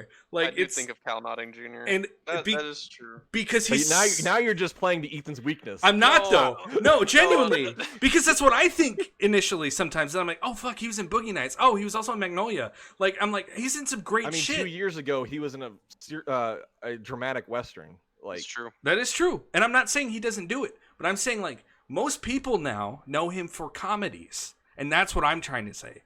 And I'm trying to say that like I get it, man. I love John C. Reilly when he's dramatic. I do. I really do. But like I'm always going to see Cal Notting Jr. the first second I see him because that movie wouldn't is so that big. make Last of Us better. If Cal Notting Jr. was in it. Yeah, for me, yes. Shake and bake! And then I would prefer if we left Ellie and Joel behind and we followed Cal Notting Jr. surviving In The Last of Us? Yeah. James also had another good point though. He said and then John C. Reilly could do a spin-off show. that's true. Exactly. Yeah, James had a good point though. He said Walk Hard is another one where it's like you Yes. see John C. Reilly and you're like, man, that's Dewey Cox. Like That's true. and that's what I'm trying to I'm not trying to say the dude isn't talented. I'm not trying to say he couldn't do it. I'm not trying to say he shouldn't do it. I'm just saying like that will play a factor at some point for some people. And like I know it's think our as a one Dreamcasting as a one-episode character. as a one episode I think character? as a one-episode character, Okay. he could definitely work. Yeah, definitely. So Because Bill would definitely be a one-episode character. Michael says they just need to give him straight hair instead of curly hair, and that'll fix it. Maybe, honestly, maybe. Yeah. You put him in enough makeup. I don't know. That was just my don't thought. know. So, Ethan, what do you think? CGI. So CGI. at the end of the day, right? When we're supposed to be casting these characters, the primary purpose, right, is to make sure that we have like this most like authentic and well put together, experience of the IP that's selected. Right. Like we don't like when we're trying to cast for The Last of Us, right? We're not trying to pitch for a new story. We're trying to recreate it like as best As as is, possible, yeah. as is, And to be honest, my concern is that John C. Reilly potentially could uplift the character of Bill, which isn't his purpose, right? And even though his performance, like, it's more about the sum of the experience of Bill and the environment he creates, I'm not sure that that's such a bad thing. Right? Okay. Like the environment that Bill creates is because of the things that he's experienced. That's a good point. And that's a good thing for viewers to recognize. Like, Uh-huh. not every character needs to be like such Right, a strong for sure. performer. Yeah. Right. But Ethan, Mm. Cal spin-off show. I know. Also, that being said as well, W. Earl Brown did already voice Bill and do the mocap for him as Yeah. well. So like he has experience with the character, Yeah. and he could recreate that same sort of like madman survival experience that we want in The Last of Us, Yeah, right? that's true. Without taking the show from others and still having this authentic experience. Yeah. Right? So W. Earl Brown probably the better choice, just because I'm afraid John C. Reilly might take the character somewhere that it wasn't intended to. That's You fair. know, steal the That's show. Yeah. Mhm. Or even Or- steal or- the screen, Bro, right? can you imagine a trap going off and you just hear shake and bake in the distance? Yeah, like honestly, seeing a trap go off and just seeing John C. Reilly's face might Yeah. just take me out of the experience entirely. Right. And Like, to be or- fair, Immerse Or- you even further. or it might make it better for me. I Yeah. don't know. But see, that's the problem. Is that Yeah. I You don't don't know. I don't want. okay. Well, in W. future Earl Brown. episodes, it's a little different with Naughty Dog games because they actually use actors to like mocap their shit and like Yes. put them in the game. So like in future, Let's create let's a make new that rule rule. after this. Yeah, because that where seems to you be a can't problem. Use the person who's already played them. That's because that's an yeah, easy answer. that's yeah. It's such an easy. It's such an easy. Right, But, and that's but fortunately, fair. both of you have gotten one. Yeah, so it's fine. It's fair. So it's a fair split. So we'll do That's, W. Earl Brown. Maybe you should be allowed one each. I don't know. I don't know. Well, it's depends on but the see, it's Depends different on though, how because many like characters. it's not like if we cast Super Mario, I'm gonna fucking cast Bob Hoskins. Like no, You sure? he's dead. Man, I can't. I would. I want John Travolta. Oh my god! Wait, we'll save it. We'll save it, Ethan. Okay. So next we have Sarah, and Sarah Oh. is a very pivotal role. Oh, absolutely. Even though it's such a Absolutely. short Yes, piece as it well. is. Very, very She's short. in the first 10 minutes of the game. I was gonna pick her, but So Oh, really? I Mhm. think I think something that both of you need to make sure that you argue for here, besides like your regular points, is how well do you think this character would be able to play off of Jeffrey Dean Morgan as Joel? That's a good point. Because their chemistry Is a good point. is it is pivotal to the That is a story good of point. The Last of Us. So I think making sure that that's something you bring up is something Okay. that you should talk All right, about. Ben, do you want to start or do you want me to? I'll start. Okay. So I picked her name's Farrah McKenzie. She's kind of an unknown, but I have seen her in a movie that I really liked that came out a few years ago called Logan Luck. Oh, Oh, yes. She plays Channing Tatum's daughter, mhm. and the father-daughter dichotomy in that movie was really well done, and it kind of gave Channing Tatum's character a purpose in that movie, and she uplifted his performance. Yep. So I think that's one of the core things of Sarah is to uplift Joel's performance or Jeffrey Dean Morgan's Yep. performance. Mhm. So Interesting. I think that being said, I think she was really good. She played a really good daughter character in the movie. She's a little on the younger side in that movie, in this picture, but she has grown up now and she's like 13, 14. So right around the age that Sarah should be. So you have that, and also since she's such a pivotal character. Oh, where was I going with this? Ooh. Mainly for the motivation. right? Yes, mainly like she is the linchpin of everything. You know, she's like the motivation of Joel. Yeah. And I think she can make viewers' hearts melt. You know, because she's adorable in Logan Lucky. She is. So, and now that she's grown up a little bit, she's like, you know, a little bit less adorable. You know, but I think, you know, We can Sarah- CGI the adorable. yeah, exactly. Yeah. Let's give her some doe eyes. I think she could pull off the role of Sarah really well. Okay. Because, yeah. Oh, you're gonna go. Okay, so I picked Freya Allen. Now, for those who don't know who Freya Allen played is, Ciri. She was in The Witcher, right? She played Ciri in The Witcher. Okay, now if you haven't seen The Witcher, it's a fantastic show. It's a great adaptation of the video game The Witcher. And the books. And the books too, which is what it's the yeah. Sorry, but this is mostly a video game show, Ethan. So source material, bro. Right. Come on now. Anyway, so she played Ciri, and Ciri is a young girl in that show, and Freya Allen. They don't really give a specific age for Sarah. It's kind of assumed she's between the same age as Ellie. She's Ellie's age. Yeah, she's like 14. She's like 13. So, and in The Witcher, to the Yes, story. it's very important. in The Witcher, Freya Allen, Ciri is about that age too. So I picked Freya Allen specifically for her dramatic chops because the most important part about Sarah is filming that scene with Joel where Joel's most pivotal. She's dying in his arms. Yes. Yeah. And I actually had her also been do what? No, she's not in The Witch. No, she's in The Witcher. So Ben, I actually had her too at one point. Really? That you had, yes, because I remembered her from Logan Lucky, and while she nailed kind of like that little comedy snarky kind of thing that Sarah has in the beginning when like she gives Joel her his birthday present and stuff at the beginning of the game. To me it was more important that she could sell that death scene with her and dying in Joel's arms. I think she can. I'm not saying she can't, but I'm saying with Freya, like, her entire fucking role in The Witcher is just, like, she's dramatic, she's in pain. Like, I think she could just really sell that scene. And I think with Sarah, you can get anyone to fill in kind of like the moments up to that scene to make you fall in love with her, but you still have to nail that scene. And that scene is the most important scene when you're adapting The Last of Us. Because if you can't sell that scene in the beginning, everything else falls flat after it with Joel. And, like, I think Freya could really make it tragic and heartbreaking in a way that's not just because it's a little girl dying, but in a way where, like, you fell in love with her that, like, first episode or whatever you were with her, and then dead, and that's the world we're in, and that's what sets girl Joel. Dying not enough for you, bro? I think it is, but I think it's important that the actress really is able to sell that, because anyone can pretend to die when they're acting. Anyone can fake a death. Anyone can die. That's not hard. What's hard is selling it.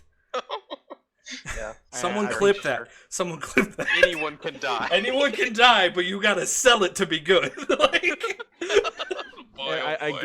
okay. So my biggest problems with Freya Allen is, first off, I think she's an okay actress. She didn't wow me in The Witcher.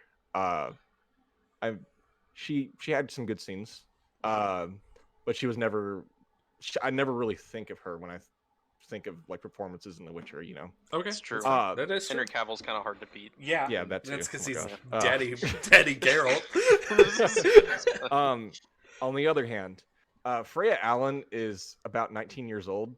She looked and- like 12 in The Witcher.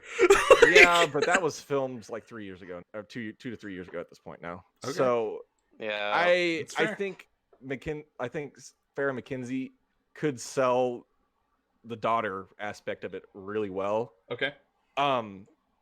Also, and I think you're overselling the whole dramatic, like, acting part, because when we're at that scene, yeah, it's important to have dramatic acting in that scene, and I think they honestly can both do it. Most actors could do that scene. I think the real important part of that scene is Joel.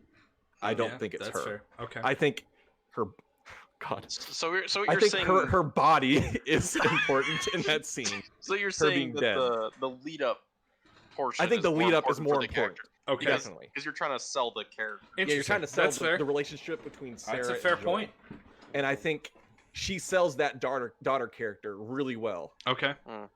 because as in Logan Lucky, and also she's already proven herself to do a Southern accent really well, because Yeah, that's good. Logan Lucky is all about. shit. If you haven't seen Logan Lucky, I really recommend Little it. but it's 1-2. basically- Man, what's funny is I recommended that movie to you. I don't remember. Anyway, I said, but it's about, "Hey Ben, it's about a bunch of rednecks I said, ripping hey off. Ben, have you seen Logan Lucky? It's a Logan redneck Lucky. Ocean's 11." And he said, Logan "What? Lucky is a lit movie. It's Oh, so good. Cutest version Yeah. of Country Roads ever." Exactly. Hell yeah. Thank you. Yeah, she. Exactly. So I think she could. I think I'm really emphasizing the father-daughter relationship. We will probably get that in Witcher season 2, but we never really got that in the first season of The Witcher. Her Okay. being the daughter, That's fair. That's very. and I super think that's true. very important. That is And very and that's not due to really her fault. More just where. Yeah, the story it's more was at just the where the time. story was going. Okay. Yeah. Yeah. So. All right, well, But Ethan. but a lot of what we have said tonight has been based on what we have And as what we actual have. evidence. Mm. So And I think Farrah McKenzie has the evidence of. That's being fair. able to Yeah. pull No, that that's role. fair. and I just gotta come out and say that I gotta agree with that. Like Farrah McKenzie has like the evidence Okay. that stacks up against it, and also her age suits the role better. Mhm. And I mean, Freya, like age not really being something that we're trying to like bar us from picking these characters. Yeah, it's not Just like kind of- end all be all, Yeah, but 'cause that's it's, kind it of like a helps. ridiculous stipulation. It does help. For But sure. Mainly because Farrah McKenzie just, did the father-daughter dichotomy already, Mm-hmm. and she will sell the character well. Yeah. And I also do have to say that the dramatic acting for the death part, isn't as important as much as Joel's reaction to it. Exactly. Right. And also, I honestly feel like I could see Farrah McKenzie on screen with Jeffrey Dean Morgan.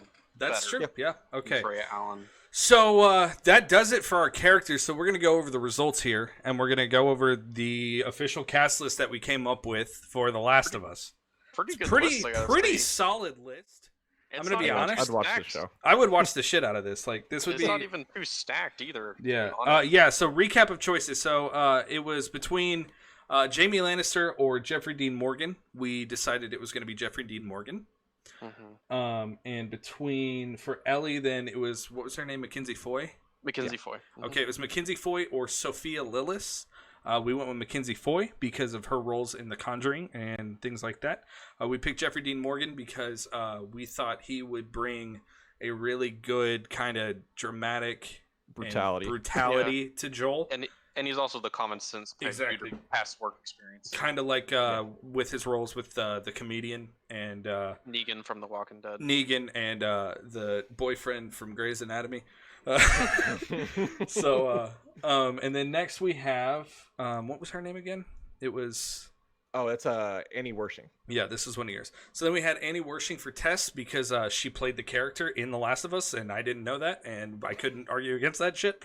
And she was in 24. And she was in 24. So that's always a good notch in your belt in this show. For Tommy, we have Jamie Lannister. It was between him. He has a name. Okay, Nicola Coster-Waldau. And it was between him and Corey. James Badgell. I was thinking Chase from the 24 because he's in 24. And then for the hottest argument of the night, we had David. And David was between David Tennant and Adrian Brody. And David Tennant won because Adrian Brody sucks. Yeah, it was Adrian Brody. Is that the new joke for the show? Is it just Adrian Brody sucks? Okay. And also David Tennant's name is David. Yeah, and then Marlene. Right there. For Marlene, we went with Naomi Harris instead of Tessa Thompson because Naomi Harris has played a character like this before, but she would also bring a dramatic act to it that Tessa Thompson hasn't really been able to. It hasn't been given the chance to do yet. Exhibit, yeah. Yeah. Besides Creed. For Henry, we went with Lakeith Stanfield over what was his name from New Girl? Lamorne Morris. Right? Yeah, Lamorne Morris. Lamorne Morris. Okay. We went with Lakeith because Lakeith has a more diverse background in dramatic and comedy roles, and Ben was just trying to sneak in Winston from New Girl to see if he could get away with it. Hey, I almost did. I was sweating for a minute. It was a close call. Yeah. And then for Sam, we ended up picking Caleb McLaughlin, I think is his. Someone said, "LOL, the budget of this." Hey, it's called Dreamcasting for no reason. There is no budget. if he had a blank check. Exactly, we had a blank check. So it was Caleb McLaughlin. McLaughlin or McLaughlin? McLaughlin. Okay, McLaughlin. Whatever. I'm having a stroke. Caleb McHemoglobin. Yeah. So we went with him over. What was your child actor's name? Evan James. Evan James. Okay. We went with him over his work. Evan Alex. Okay, we went with him over his work in Stranger Things than for obvious reasons. The other guy's work in Us. The other guy. I don't remember his name. Evan Alex. Well, because I didn't even see Us, dude. Like He's got two first names. Okay. So then for Bill, we went with W. Earl Brown over John C. Reilly because W. Earl Brown played a character named Dan in Deadwood, and it's very similar kind of to the way that Bill is played, and W. Earl Brown. We're also concerned that John C. Reilly might take the character. Yeah, we were also concerned John C. Reilly, if people saw John C. Reilly, they would just see Carl Notting Jr. from Talladega Nights. More than that. Yes.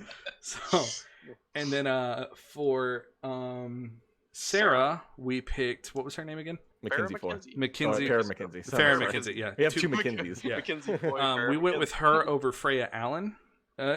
Carl Nutton Jr. Get it right. Sorry. So we went with her over Freya Allen because she has more of a dramatic, but also has the father-daughter kind of chemistry that she's shown in films like Logan Lucky before. So, okay, so now comes the fun part of the show. Well, the next fun part of the show. Yeah, because this past 2 hours wasn't fun. It's still been fun. I've had a boring. blast. This is a lot of fun. What a grind. If you've had fun tonight too, and if you enjoyed the stream so far, make sure that you are following the channel. We go live every Wednesday at 7. We're gonna start doing this weekly.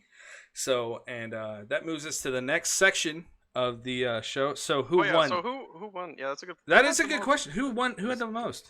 Or, I imagine it was pretty close to. It was Like, okay. So or something. I had one. Ben had one. To be fair, this isn't about winning or losing. Yeah. Per se, it's just about making The best list. cast list. It's not a competition, right? Right. There is a competitive aspect to it because Mhm.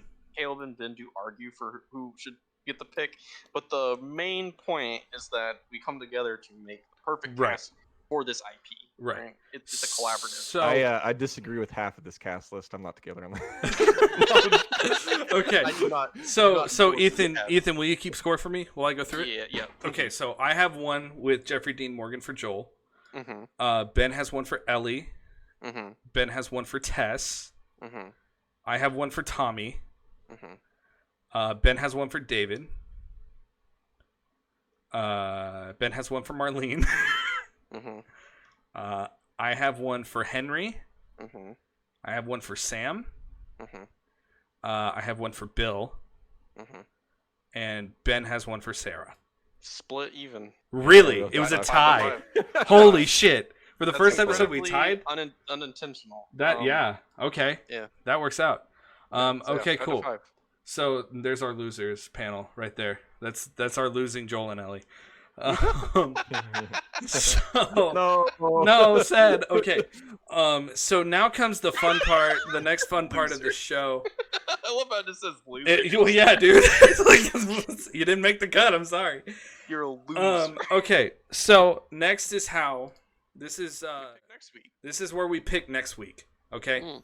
So how this works is I have made this wheel. And all praise the great wheel, because the wheel decides the fate of the show.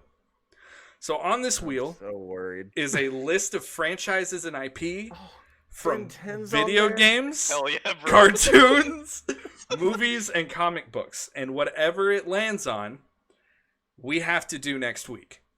Okay? And whenever a one is picked, it's taken off. It the is list. taken you'll- off the you'll wheel. Never see one more than once. Right. So every eventually the idea time... is that all these will be hit. Yes, every time we spin the wheel, it will be hit a new franchise. And then when we get to the last two in the wheel, one will win. And so it's just going to narrow it down. Yeah. All right? It's pretty Some simple. of these are gonna be rough. Dude, Inspector Gadget, here's the thing, okay? Some of these, all right, some of these, you and I were like, fuck it, let's do it. And like, I'm scared. Okay. like we have Star Wars: A New Hope, the remake on here, okay? I don't know how the fuck we're gonna do it.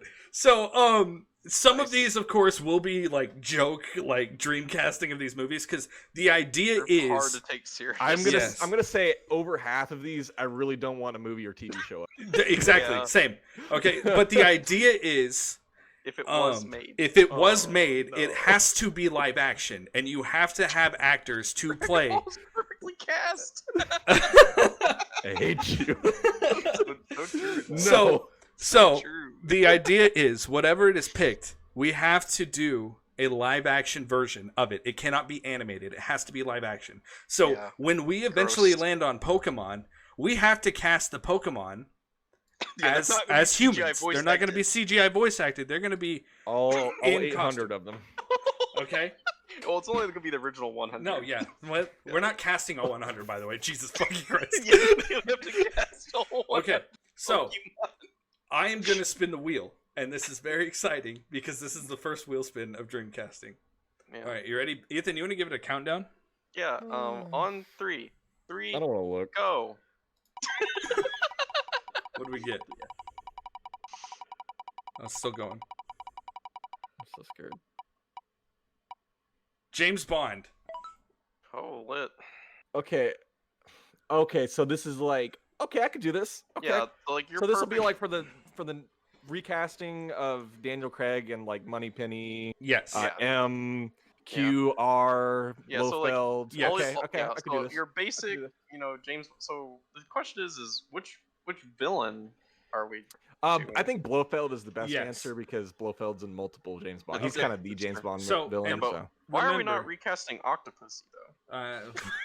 no, Okay. we can recast Jaws. How about Yes. that? He's a recurring villain Yeah, as that's well. Okay. Jaws is So next week, Idris Elba. next Hell yeah. week will be Hell our yeah. James Bond Oh discussion. boy, It's gonna be so a rough one. it is Holy going to be crap. rough.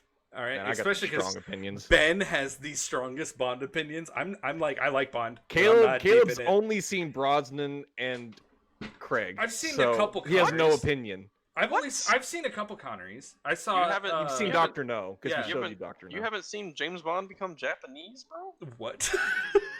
Yeah, Come on. obviously he has. Okay. Oh, Anyway, God dang, bro. so I we're own gonna all do of them. All we're by gonna do myself. James Bond next week. We will come up with the cast of characters. I think we need to. Oh, Ben's leaving. Bye, Ben. Bye, Ben. So yeah. So basically, Ben and I will come up with a. Eileen said I need to expand my Bond knowledge before we get married. Okay, I'll do I that, agree. babe. That's very true. All right, we'll watch. I Bond agree. We movies this should week. expand our Bond knowledge before you get married. Okay. Agreed.